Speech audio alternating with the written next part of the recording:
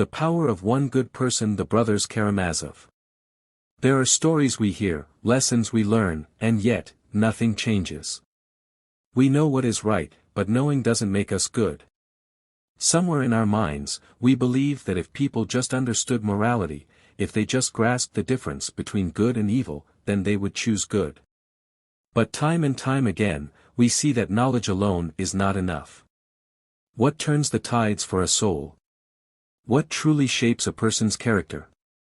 Dostoevsky, in The Brothers Karamazov, gives us an answer, not through philosophy, but through a man. Alyosha. Alyosha is unlike any other character in the novel. He is surrounded by chaos, by corruption, by suffering, yet he remains steady, not because he is blind to the world's wickedness, but because he sees it and chooses goodness anyway. Dostoevsky describes him like this.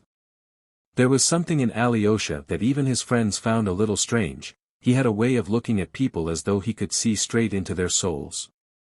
It was not the gaze of a critic or a judge, but of a deeply compassionate man who understood human weakness without condemning it. He was one of those who do not lose their idealism even when confronted with the full weight of human suffering and folly.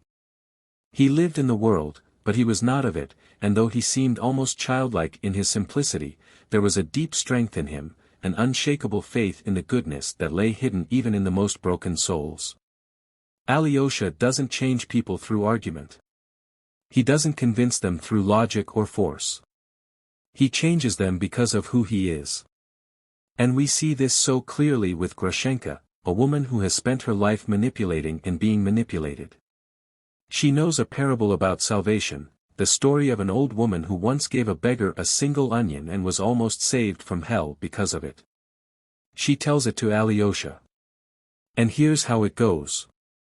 Once upon a time there was a woman, and she was as wicked could be, and she died. And not a single good deed was left behind her. The devils caught her and threw her into the lake of fire.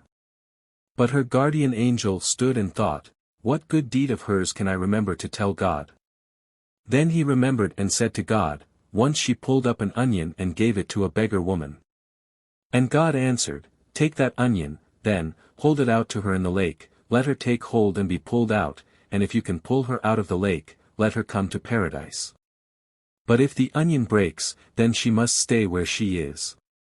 The angel ran to the woman and held out the onion to her. Come, he said, catch hold and I'll pull you out.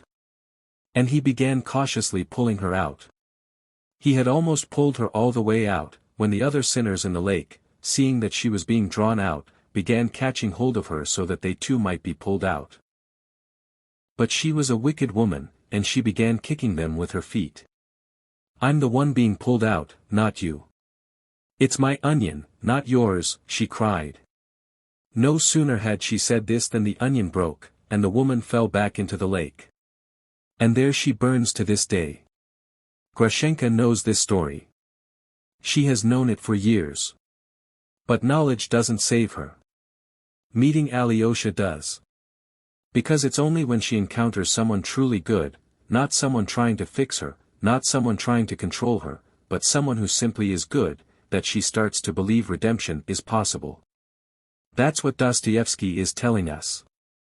The knowledge of good and evil doesn't guarantee that people will change. But an encounter with one good person can be the catalyst for a transformation of the soul. And here's the part one never thought I'd say out loud. People have told me that I've made them want to change things within themselves. For a long time, I rejected this, not out of humility, but because I never set out to change anyone. I just lived my life. But now, I'm starting to accept it. Not because I think I'm some great moral guide, but because if I do embody certain values, I want to do so consciously. I want to live in a way that, like Alyosha, gives people a reason to believe that goodness isn't just an abstract idea, it's something that can be real. Because maybe, just maybe, you and I are the onions that someone else is holding on to. So, I'll ask you this, who in your life has been your Alyosha? And more importantly, whose Alyosha are you? Think about that.